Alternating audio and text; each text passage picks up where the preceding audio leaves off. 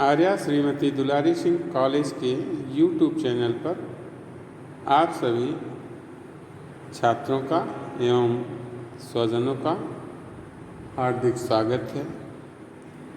आज हम आपको बीएड 4th सेमेस्टर में पेपर 3 शैक्षिक निर्देशन एवं परामर्श विषय पर आज हम चर्चा करेंगे। पिछले वीडियो में हमने आपको निर्देशन एवं परामर्श की प्रविधियों के अंतर्गत साक्षात्कार प्रविधि पर चर्चा किया था। आज हम उसके आगे निर्देशन एवं परामर्श की प्रविधियों के अंतर्गत ही व्यक्ति वृत्त अध्ययन केस स्टडी मेथड, इस पर आज हम चर्चा करेंगे। आशा करते हैं कि आपको मेरे द्वारा बताई गई बातें समझ में आएंगी। वीडियो शुरू करने से पहले आपसे छोटी सी गुजारिश, चैनल को सब्सक्राइब करें, लाइक करें और साथ साथ में जो भी कुछ आपको न समझ में आए उसको कमेंट के माध्यम से भी आप दर्ज करा सकते हैं। तो चलिए शुरू करते हैं आज का टॉपिक, व्यक्ति वृत्त अध्ययन केस स्टडी मेथड।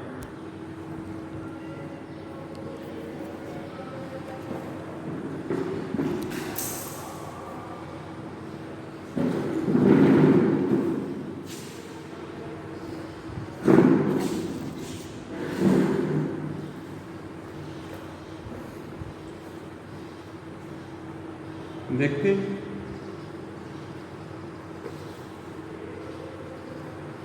विभिन्न जो प्रविधियां हैं उन प्रविधियों के अंतर्गत ही व्यक्ति वृत्त अध्ययन केस स्टडी मेथड निर्देशन और परामर्श में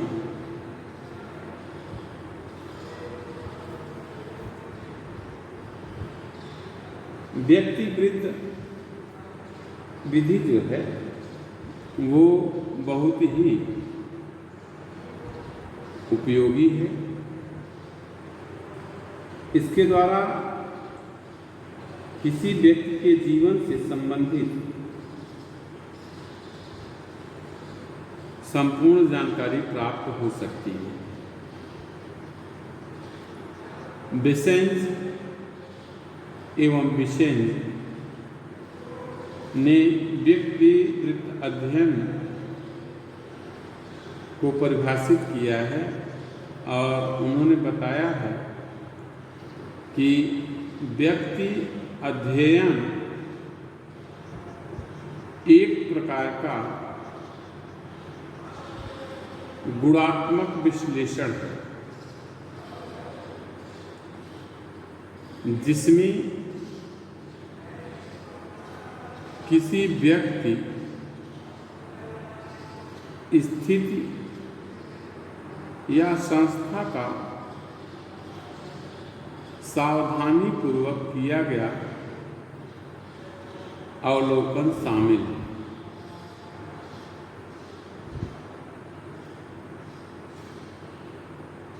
इसी बात को Y.H. पाओ ने बताया है कि व्यक्ति अध्ययन किसी व्यक्ति का लघु लेकिन गहरा अध्ययन होता है, जिसमें अध्ययनकर्ता अपने सभी कौशलों और विधियों का प्रयोग करता है या किसी व्यक्ति के बारे में पर्याप्त सूचना क्रमबद्ध तरीके से इकट्ठा करता है, जिससे कोई यह समझ सके कि वह व्यक्ति या सामाजिक इकाई के रूप में किस प्रकार कार्य करेगा। केस स्टडी में होता क्या है कि केस स्टडी में किसी भी व्यक्ति के बारे में पूर्ण तरीके से उसके हर एक पक्ष के बारे में स्टडी करने वाला जो व्यक्ति होता है वह जानकारी एकत्रित करता है और एकत्रित करने के बाद उसको अपने फाइल में उसे नोट करता है, जिससे कि एक सामान्य व्यक्ति के सामने यदि उस फाइल को रखा जाए तो वह भी उस व्यक्ति के बारे में संपूर्ण जानकारी वह प्राप्त कर सके। HV इंग्लिश तथा AC इंग्लिश, इन्होंने भी व्यक्तिवृत्त अध्ययन को परिभाषित किया और कहा कि व्यक्तिवृत्त वह अध्ययन है जिसमें सामाजिक, मनोवैज्ञानिक, शारीरिक, जीवन संबंधी, पर्यावरण संबंधी तथा व्यावसायिक सूचनाओं को इस उद्देश्य से एकत्र किया जाता है कि उनके प्रकाश में किसी एक व्यक्ति अथवा परिवार जैसी एक सामाजिक इकाई की सहायता की जा सके।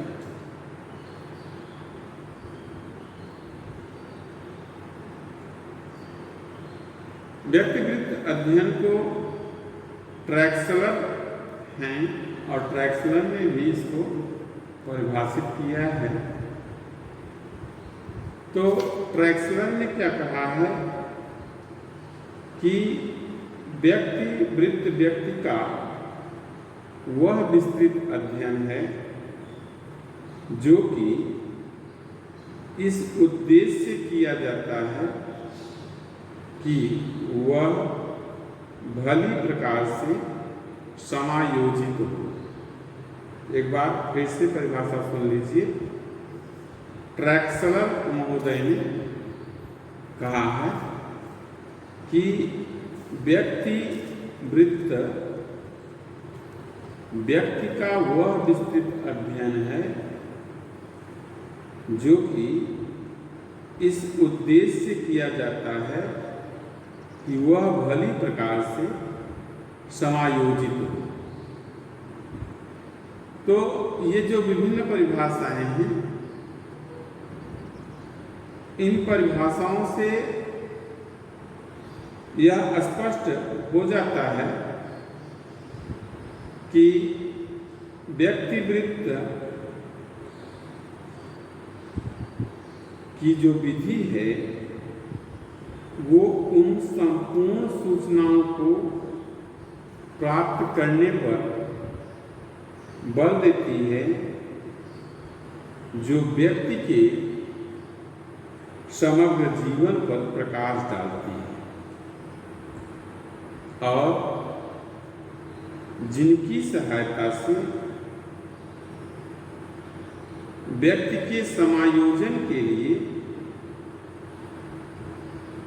उचित निर्देशन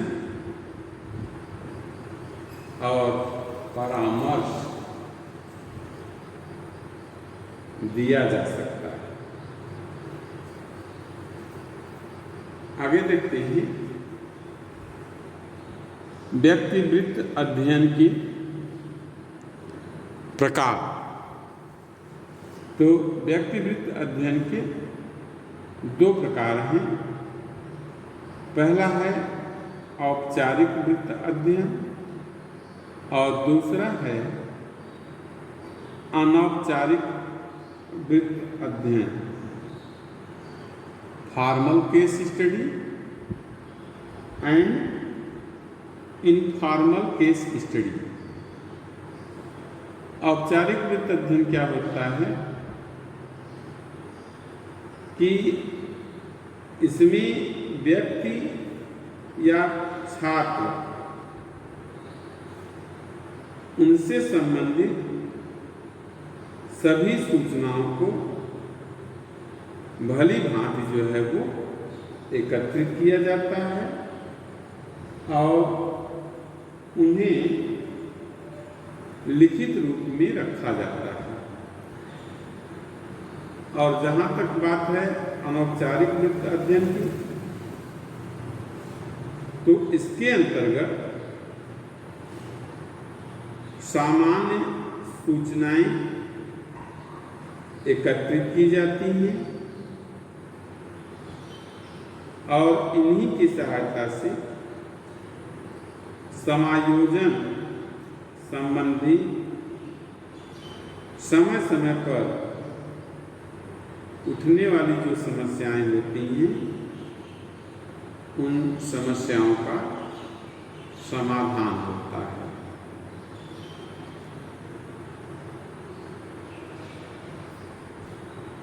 अब आगे देखते हैं हम व्यक्तिवृत्त अध्ययन की रूपरेखा, जिसको कि हम पॉइंट के माध्यम से आपको बता रहे हैं।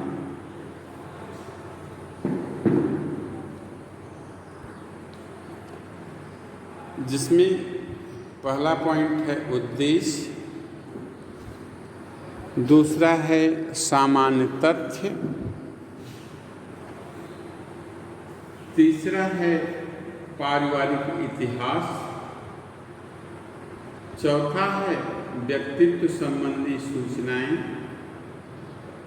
पांचवा है स्वास्थ्य, छठवां है शैक्षिक इतिहास, सातवां है सूचना प्रक्रिया, आठवां है निर्देशन तथा परामर्श और नौवां है उत्तर अध्ययन।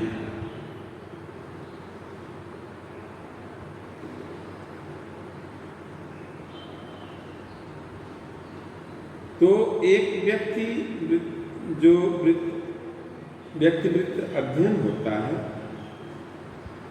वो उसी समय संतोषप्रद होता है जब इन बातों को ध्यान में रख करके केस स्टडी किया जाता है।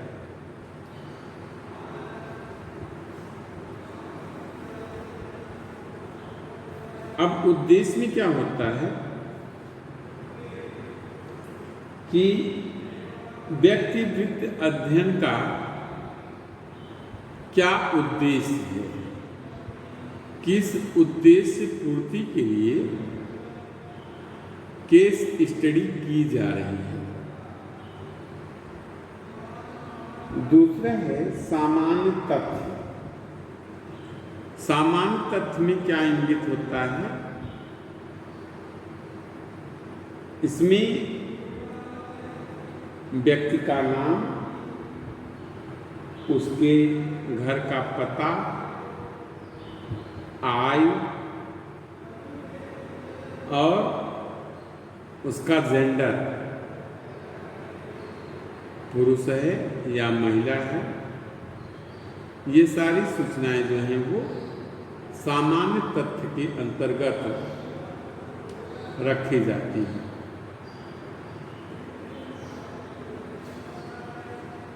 तीसरा है पारिवारिक इतिहास। अब पारिवारिक इतिहास के अंतर्गत घर, परिवार और पड़ोस, इससे संबंधित जानकारी ली जाती है और इस बात पर ध्यान दिया जाता है कि व्यक्ति या जो छात्र है उसका संबंध परिवार के सदस्यों के साथ कैसा है और पड़ोस के लोगों के साथ उसके संबंध किस प्रकार के हैं। इस तथ्य को पारिवारिक इतिहास के अंतर्गत ये सूचनाएं लिखी जाती हैं। व्यक्तित्व संबंधी सूचनाएं के अंतर्गत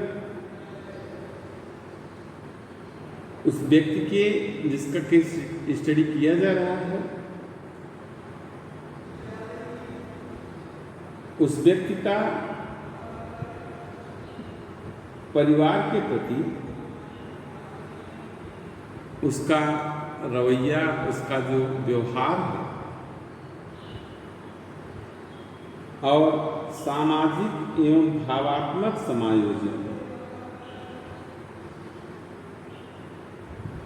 इसका उल्लेख जो है वो व्यक्तित्व संबंधी सूचनाओं के अंतर्गत रखा जाता है। इसके बाद में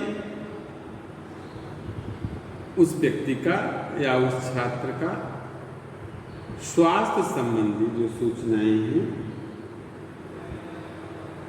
वो रखी जाती हैं। अर्थात कहने का मतलब ये है कि शारीरिक स्वास्थ्य का वर्णन भी केस स्टडी में आवश्यक है। इसके बाद में उसका शैक्षिक इतिहास। शैक्षिक इतिहास के अंतर्गत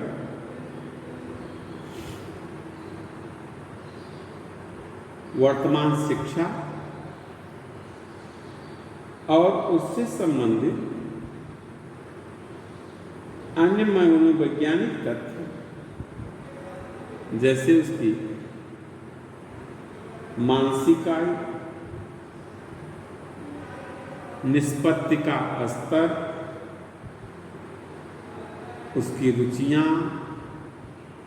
अभिरुचियां, ये सारी सूचनाएं जो हैं वो दर्ज की जाती हैं। इसके बाद आता है सूचना प्रक्रिया। सूचना प्रक्रिया के अंतर्गत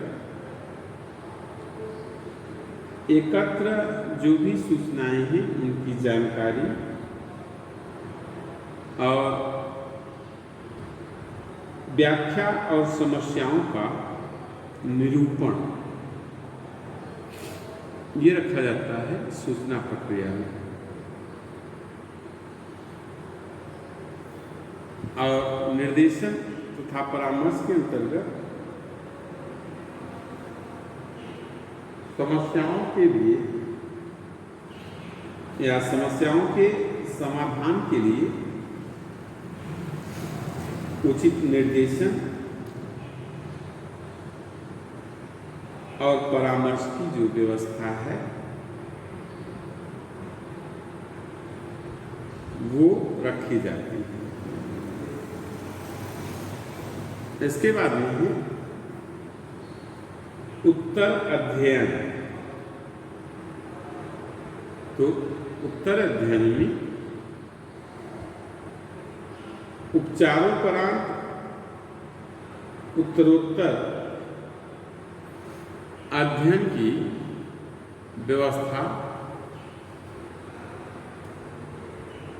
इसमें इंगित की जाती है।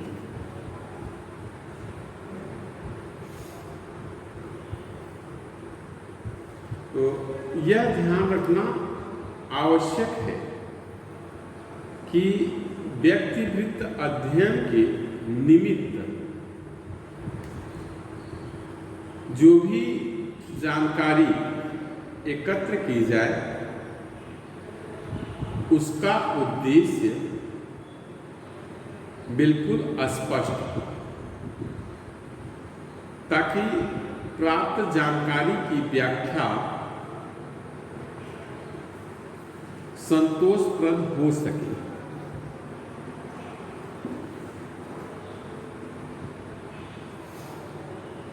अक्सर यह देखा जाता है कि व्यक्तिवृत्त अध्ययन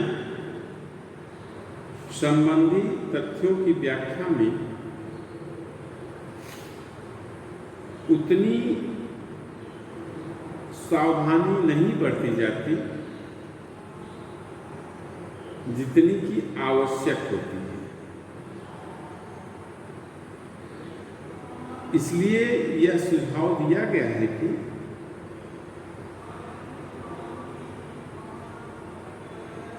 व्यक्ति मंत्रणा, केस कॉन्फ्रेंस, इसकी व्यवस्था हो।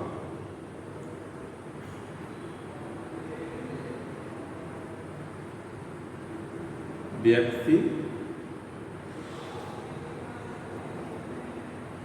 मंत्रणा, इसकी व्यवस्था जो है होनी चाहिए। और इस मंत्रणा में विद्यालय के प्रधानाध्यापक, अध्यापक और परामर्शदाता को होना चाहिए। इसके अतिरिक्त उन व्यक्तियों को भी इस मंत्रणा में सम्मिलित किया जा सकता है जो छात्रों के कल्याण कार्य से संबंधित हो।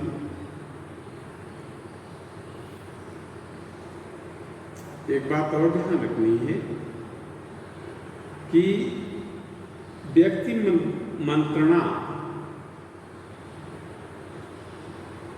करते समय व्यक्ति की समस्याओं के कारणों का विश्लेषण किया जाए और फिर उनके समाधान के लिए व्यवहारिक उपाय बताए जाए, तभी व्यक्तिवृत्त अध्ययन उपयोगी जो है वो सिद्ध हो सकता है।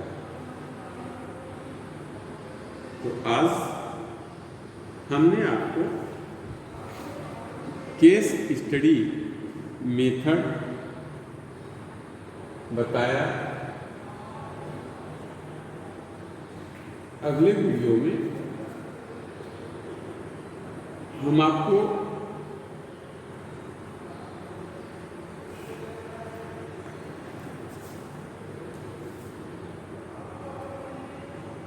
आत्मकथा प्रविधि, ऑटोबायोग्राफी टेक्निक,